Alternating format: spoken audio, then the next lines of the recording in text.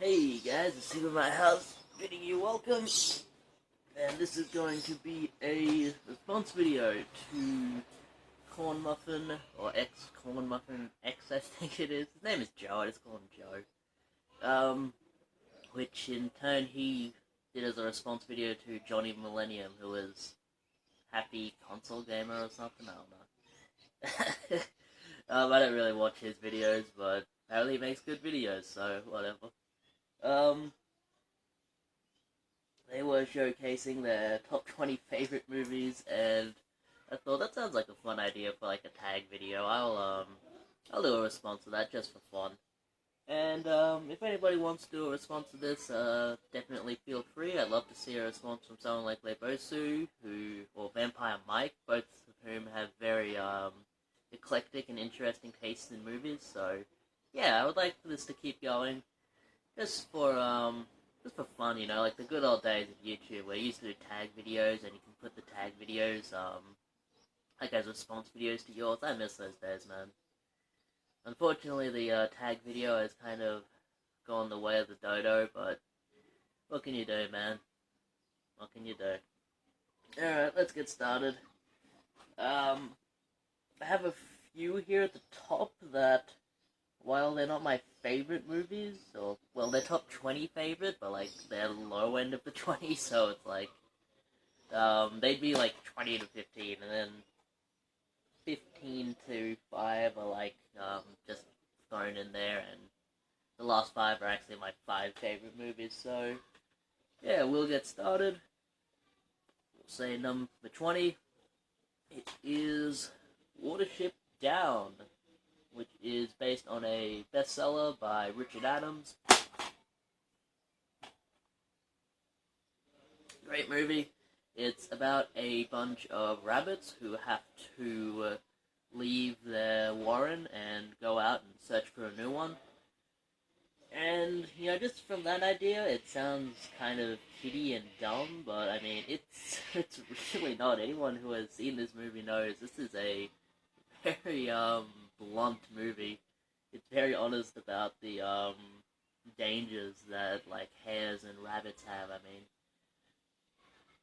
a full, like, herd of rabbits leaves the warren at the beginning of the movie, and I'd say maybe, like, half of them actually make it until the end. It's, a lot of them just die, and, yeah, it's very good.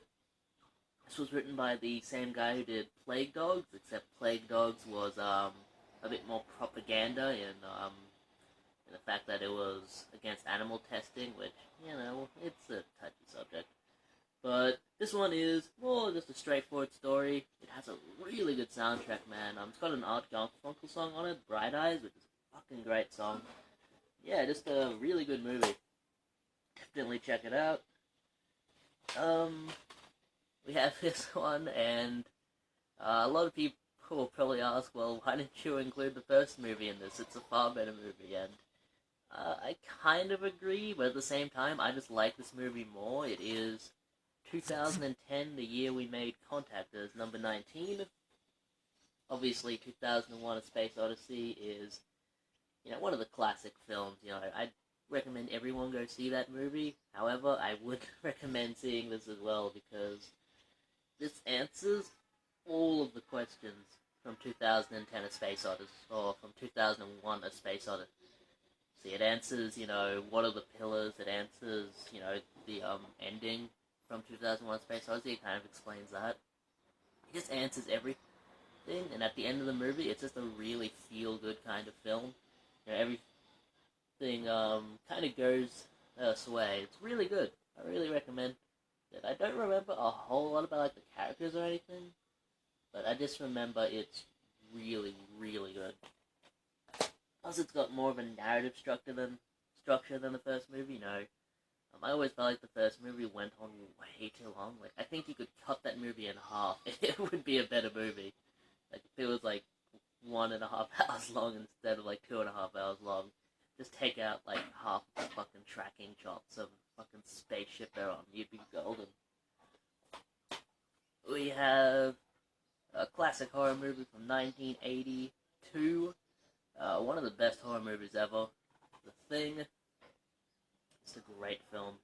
Um, this is about a bunch of people going, or a bunch of scientists at a ice station in Antarctica, and they have to like fight off an alien menace, and it's really good because the practical effects in it are really, really good. Like the creatures, like this disgusting monster who can take the form of other people, and you have to like kind of figure out who's the monster and who isn't. So good, man. Definitely check it out. It's one of the probably one of the better horror movies of the 80s. And is this a horror movie of the 80s?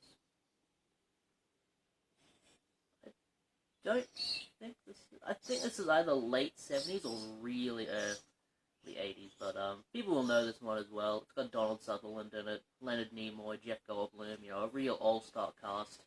And it's the classic Invasion of the Body Snatchers. I've seen 3 versions of this movie. I've seen a cheesy version from like the 50s. I've seen this version, and I've seen a remake from 1990 something. I still need to see the 2007 version, but I hear that's a piece of shit. This is really good. This is about a small town being infected by an alien menace that slowly takes over the population, and they're like plant people. I won't spoil a whole lot of it, but it's definitely worth checking out, man. One of the best horror movies. You'll hear me saying that a lot, but I really do believe it. It's really, really good. The all-star cast is fantastic, and I don't want to give away everything about the movie, just because, like, people know there's huge spoilers if you give away the plot of the movie, and, like, it'll kind of ruin the movie for you. Like, I'm pretty sure everyone knows the ending, but, like, the lead up to that ending is so good. We have this one, which I recently picked up and we re-watched recently. It is on this 10 animated classics pack, and it is this one right here, The Fantastic Planet. This is a trippy ass. This is a really trippy movie from I believe the early 70s. It's about these aliens. A lot of aliens in this. I like alien stories, which means I really need to watch X-Files, man. And The Fantastic Planet is about these aliens who kind of go to Earth and take all of the humans away, and they kind of breed them as like small pets. And I mean, humans are only like the size of mice compared to these aliens. Like, these aliens are huge, and they're like blue creatures. They do a whole lot of weird stuff. They look human, but they're very clearly not human. Like, they can like mold their bodies into like a gelatin kind of thing that you see in one scene, and like they communicate telepathically and dance in the desert. It's a very, very odd movie. It's a lot like one of those it's a lot like Beatles, that movie, Yellow Submarine, but it has a very good narrative structure. It actually ties everything together really well.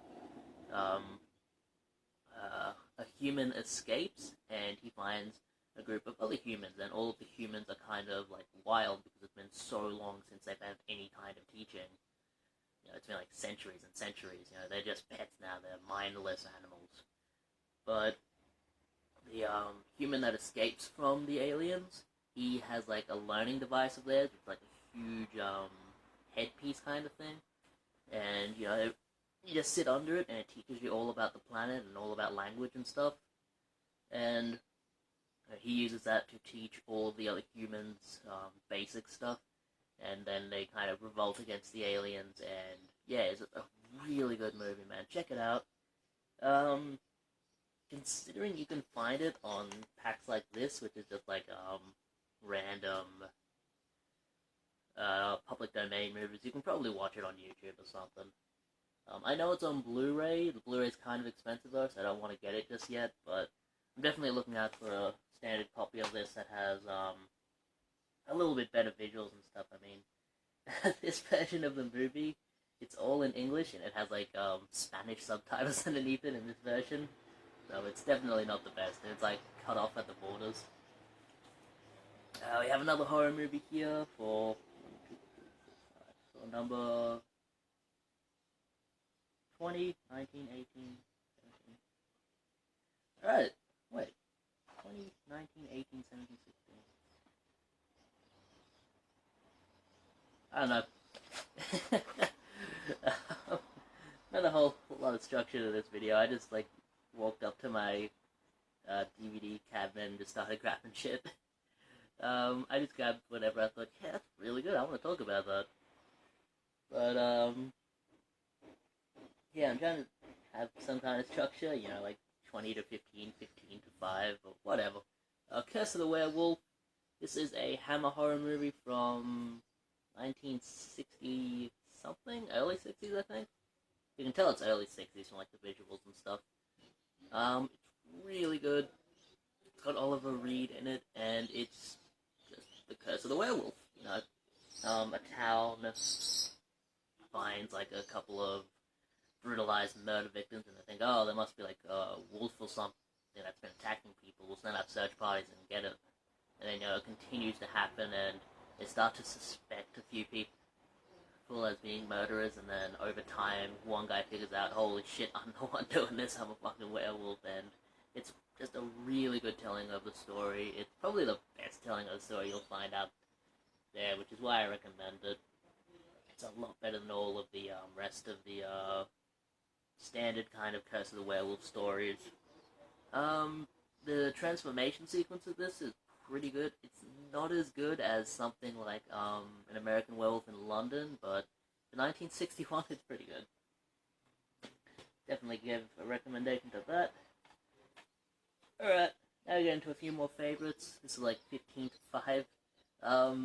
This was in both Johnny Millennium's video and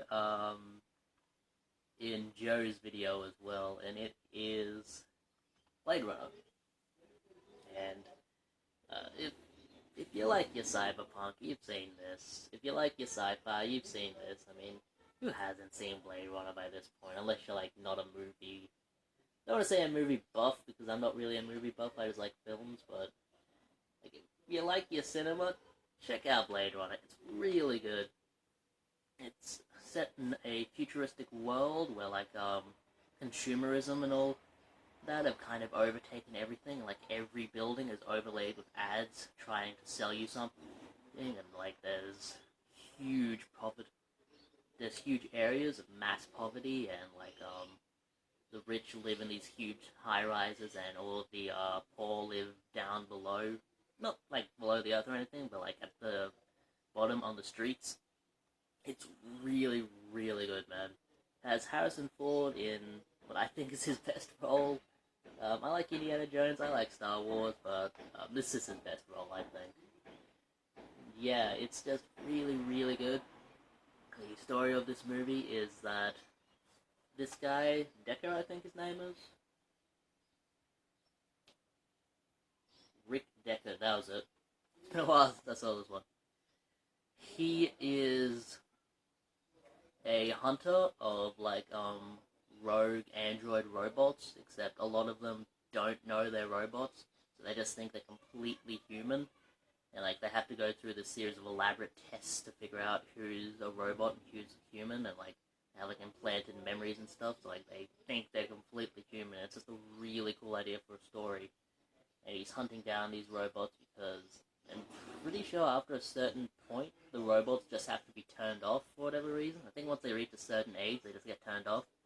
And, you know, if one of them goes, oh shit, I don't want to get turned off, then they, no wait, they automatically get turned off, and if they don't get turned off, they'll start to go rogue and shit.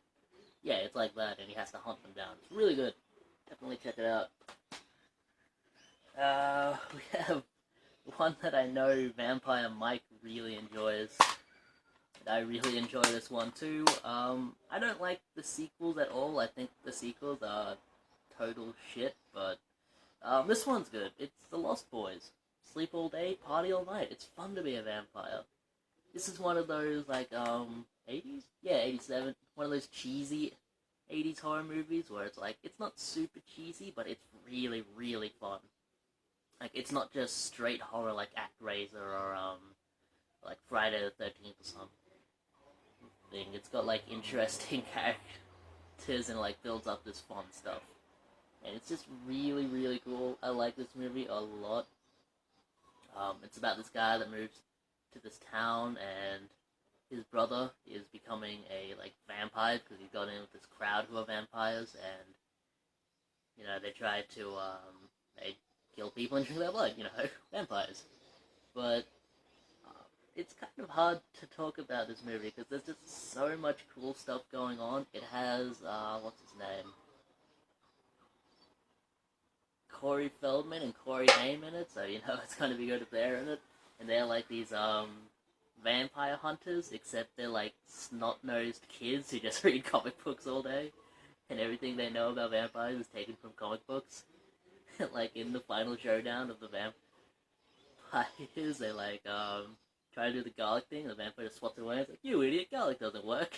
It's really funny. It's really good, man. It's really good. The soundtrack in this is crazy good. I'd love to get this soundtrack on my phone, man. It's got I don't remember who's in the soundtrack, but it's got some really good songs in this. And yeah, it's just a really good 80s movie. I love those 80s movies that really kind of in my opinion capture the feel of the 80s. I mean, I wasn't around back in the 80s. I was born in 95, but who the fuck am I to say what the 80s was like? But I feel like watching this, I feel like I kind of understand what the 80s would have been like, and yeah, it's just a really good movie, so definitely check it out. We have the first of two documentaries, I think, documentary series, and I probably wouldn't have thrown this one into it if I had some of the other editions of, not editions, but some of the other series, some of the other episodes from the series, I guess. It is Walking with Beasts. The Walking with series is my favorite documentary series ever. I love my docos. Love to learn stuff. I think learning is so much fun. And this kind of goes over all of the, not all of the animals, but just a general kind of like introduction to a lot of the animals from when the dinosaurs died off to when cavemen started to emerge. And it's really good. Really good. There's a lot of interesting animals and stuff like this. I don't think it's incredibly accurate anymore. I think there are a couple of animals in this that don't actually exist. I know there is at least one in the next one I'm going to show, but well, not the next one, but it's coming. There's at least one animal in it that didn't actually exist. It's based off of old information, but it's still worth a watch. Walking with Beasts, definitely check it out. It's really good. Really long too. It's like 3 hours long. We have one that I will fully admit is not a very good film, but I really like it anyway, and it is Stephen King's Rose Red. Yeah, this isn't great. This was made in late 90s, early 2000s, I think, and it's a mini-series about this haunted mansion, and these group of like paranormal investigator type people enter it, except not really paranormal investigators, they're just people with like psychic powers or stuff like that. And you know the deal for haunted house movie, they slowly get killed off, they find out the house is haunted, you have the one or two people who go, oh, this house isn't haunted, this is just bullshit, and then they get killed off, all that. But it's just really fun. I really like this one, and it's really long. It's 245 minutes long, so 4 hours. But it goes by fairly quickly. It's an easy watch. It's very, very good. I like it. Actually, I can't say it's really good. It's not very good because it's just a bunch of cliches, but I like it.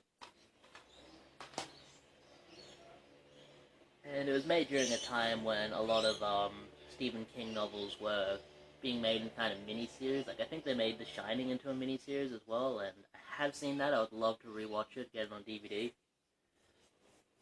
Alright, next one I'm nominating because it has fantastic characters, and it has maybe my favorite scene. No, there's another one coming up that has a better one, but it has a really, really good scene.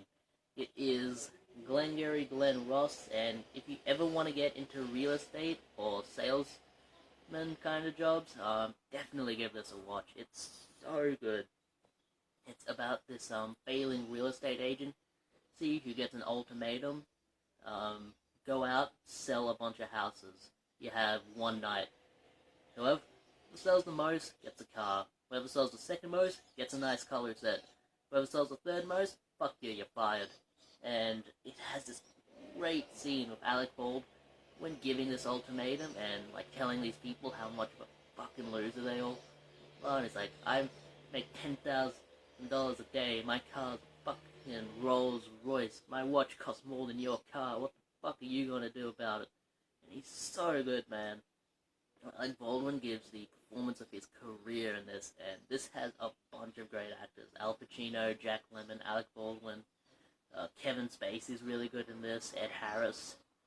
It's just such a good movie. It's really good, and one of the Simpsons characters was based off of a character in this movie played by Jack Lemmon, Old Gil, the guy who's like really desperate to always sell something, and it's exactly like it. It's really good. Definitely check out Glenn Ross. Alright. Next on here is one of like maybe 10 Blu-rays I own. I don't own a whole lot of them. I only really buy Blu-rays if it's already a movie I know I really, really like, and I would like to get it on Blu-ray, and this one has a DVD copy in it, which is pretty cool. It is Fantasia. Now, I would probably throw Fantasia 2000 in here instead of this if I had it on Blu-ray, but this is just better. It's got like updated visuals of the Fantasia story. I'm sure everyone's seen Fantasia, but I'll just give a quick rundown of it. The story of Fantasia is that it's just a bunch of really short stories that only last as long as a classical musical piece. And I think on the opening night of this, they had an orchestra actually playing the music, and then they would have the cartoon scene on the screen. So, like, the orchestra would actually be in tune with the cartoon, and it looked really, really cool, I'm sure. But yeah, that's the gimmick of the movie. A person introduces the scene, says, alright, this is, Mickey Mouse Sorcerer's Hat, based on one of Mozart's classics. And then it'll show that scene, and then they'll move on to the next one. It's, how long is this? It's not too long, I think. It's like 2 hours long, I didn't know that. Whenever I watch this, it feels like it just flies by, because, you know, you just get one classic, animated short after another. This goes by really quickly. I mean, I'm pretty sure most of the scenes in this are really classic ones. You know, you have the Ave Maria at the end, you have, Mickey the Sorcerer, you have Swan Lake, you have, like, the ostrich and the hippo. Yeah, it's really good. Definitely check it out if you haven't. Fantasia 2000 is generally more of the same, but it takes less of a classical theme and introduces more kinds of music. It has like a jazz scene as well, which I really like. But I only have them on VHS, and obviously I want to get it on Blu-ray at some point. Actually, I might go out today and get it. I really just need to get it. Been holding off on getting it for years, and I think I'm just gonna go out and get it. So I have the day off. Alright, the hiccups. Next 3 are kind of in the same boat. They're some of my favorite movies that probably not a whole lot of people have heard of, or maybe everyone's heard of and I was talking out of my ass. First one is Freeze Frame. This features a pretty well-known comedy actor, Lee Evans. He plays a guy who was framed for something he didn't do, and after being framed, he gets incredibly paranoid and starts filming every aspect of his life. And he shaves his head, shaves his eyebrows, shaves everything, and makes himself incredibly pale so that he'll stand out in the crowd. He wants to be instantly identified wherever he is, and he wants to be filming everything he does. He's like a vlogger, but yeah, he takes it very seriously, so that he'll never get framed again, and lo and behold, he gets framed again. And he's missing the one piece of footage that would clear his name, so he has to go on an adventure and find it. It's really good. It's only like 95 minutes long, it's from the 2000s. Pretty good movie, definitely check it out. Another one from the 2000s, I like to think of these as kind of companion movies, even though they have really nothing to do with each other. I only really think that because I watched these two in quick succession to each other, and it says this is a thriller, but I'd say it's more of a horror movie. Yeah, it's a horror movie. It is Pontypool. I don't remember why they call it that, but it is about a zombie apocalypse where... This is a spoiler, so if you're interested in watching the movie but don't want to get it spoiled, just, I don't know, skip ahead a minute or so, it'll be over. Ugh. Well, this is a movie about zombies, and you become a zombie by hearing a certain sound, and it's a different sound for everyone, so it's like, someone might hear the word death and they would become a zombie, and someone might hear the word love and they would become a zombie, you know, it's just completely at random. And the story centers around a disc jockey who is trying to figure out what's going on, and like everyone's already infected with this virus, they just have to hear a certain word and they'll turn. And it does a tell don't show kind of approach where it doesn't show a whole lot of like the world. It's not the world going at it. It's not the world being torn down inside this one town. But it just shows most of the scenes inside this radio station with this guy, like, getting in news reports and shit and relaying information. And, like, I think every now and again you'll see outside the radio station where the zombies are, and eventually the zombies break in. It's just a really good movie. It's pretty different. Definitely check it out. Alright, last one before we get to the top 5. This is a really good movie. This is a Clive Barker movie, and he's made so many great ones. This has Bradley Cooper and Vinnie Jones, and I personally think this is Vinnie Jones' best role because he doesn't open his fucking mouth.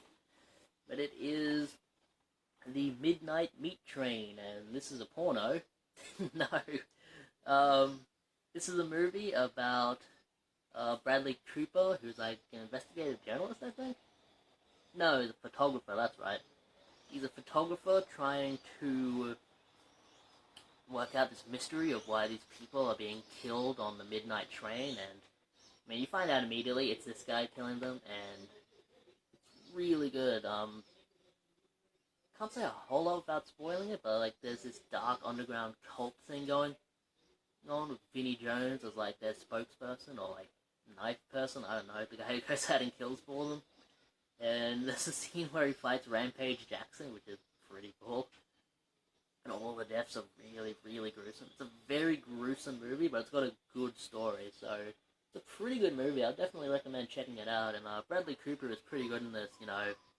He like kind of follows this guy around, he gets like pictures of him, and once Vinnie Jones starts attacking his family and stuff, he decides he has to try and stop him. It's really good, man, and there's a twist at the ending that no one will see coming. It's so great. Definitely check it out. Alright, top 5, and am I still filming? Sure am. This video will not be as long as Joe's was. This video is like an hour, man. I need to learn how to do dot points. But we have the last 5 here. I'll try and do them in order. Start with number 5, which I own 2 copies of. 2 different versions, like different special features and stuff. It is The Walking Dead. Walking with Dinosaurs. I don't know why I said Walking Dead. Walking with Dinosaurs. It is technically The Walking Dead. I mean, they're no longer alive. But this is classic documentaries, man. And I wouldn't watch this hoping to get a completely accurate portrayal of dinosaurs and like what dinosaurs did and stuff, because I think like 2 or 3 animals in this don't actually exist. I know this guy here doesn't actually exist, the Diplodocus. They found out that was just like an amalgamation of 2 skeletons, but this is from 1999, and this is up there with the best documentaries for like dinosaurs. And it teaches you a lot about the different dinosaurs over the different kind of periods, and it's not just a straight documentary, it has like a small story told within each episode. Like in the first episode, Part of the story follows this one kind of four-legged carnivorous monster dinosaur kind of roaming around trying to fight food and getting injured and stuff. And it's kind of based on a true story because like all of the stories they make are based off of fossils they found and have like damage to their legs and stuff. And, like they create stories for them based on that. But really good. Definitely check it out. I'm coming up the stairs. I don't think so. If I get a knock on the door, I'll just stop the video and start filming later. But yeah, all good Dinosaurs, so good. Definitely check it out if you have any interest in dinosaurs and prehistoric life. There's a little bit of like bugs and stuff too, but not a whole lot. And this version is still sealed. Alright. We have probably the worst movie on this list, but it's one of my top 5 movies ever. And it just goes to show a movie doesn't have to be good for you to like it. I like this movie because it has deep nostalgic roots for me. Really, really like this one. I can watch it anytime and just love it to death. It is ScoobyDoo on Zombie Island. This is one of the million straight-to-video and straight-to-DVD Scooby-Doo movies. I would actually love to get them all and watch them over the course of like a month or something and do like a review series on them, but because I've watched a lot of them and I do like them, but this is my favorite. Now, this was released in 1998. I used to watch this when I was a kid all the time. This was on TV all the time. I had the video that I would watch constantly. I'd say I used to watch this at least once a month as a kid. I've probably seen it like 100 times, something like that. And Scooby-Doo and the gang go to this island where they hope to find some actually real spooky stuff, like ghosts and stuff, and they find zombies. And yeah, it's really good. The comedy's great. The animation's really good in this. I can't really say it's a great movie because it's just a straight-to-DVD Scooby-Doo movie, but it has deep nostalgia for me, so I really like it. Plus, I attribute my love of spicy food to this movie because, I swear to God, half the movie, they're just, like, eating fucking chili and stuff and talking about how hot, the food on the island is. It's kind of weird, but I like it. Alright, these two kind of go together. I'd love to get one of these on Blu-ray. I'd love to get the other movie on Blu-ray, the one I don't have on Blu-ray. But we have that first one, Predator. And obviously this is a classic. This is a classic action horror movie. Oh, don't you go anywhere, you're next. This is a classic action horror movie. I love this movie so much. I mean, I didn't know think do a video based on this movie with a scene with Jesse Ventura. So many great characters in this, man. Jesse Ventura's character is the best. I mean, I want a whole movie just based off of his character. Arnie is great in this too. I won't tell you the story of this. You should know the story of Predator if you're watching this, man. It's so good. Yeah, like, the Predator looks great, and it's generally agreed this is the best movie featuring the Predator, and it was the first movie, so yeah, definitely give this one a watch, man. It's just so good. Alright. See with my house here, and I'm pretty fed up with technology at the minute, won't lie. I think I just need to get another camera, man. I mean, last video there's some sync issues. I've tried to film videos before and after that have just, I'll film them and, like on the camera they'll have massive issues, like no audio or some shit. Tried to film with my other video camera, it doesn't work right. Ended up just throwing it in the trash, man. I mean, it's completely broken. I'm done with it. I'm pretty fed up with it right now. Technology, what can you do? Alright. This is the end part to my top 20 favorite films. I was really hoping I would be in a better mood to film the end of this. This is about a week after This is about a week after I filmed the first 18, and then the audio cut out on it, like, most of the way through the video, and I was like, I'm done. I'm annoyed, man. I'm very annoyed. It's 6 a.m. I was supposed to do a live stream today, but didn't work out. Bloody computer doesn't work right. What can you do, man, when you're so technology-centric, when you rely on it so much? What can you do? Alright, so last two favorite films. I'm definitely not going to be as enthusiastic about these as the first three times I talked about them, but alright. We have Alien here. Fantastic movie. Sigourney Weaver plays a character who is on board of a,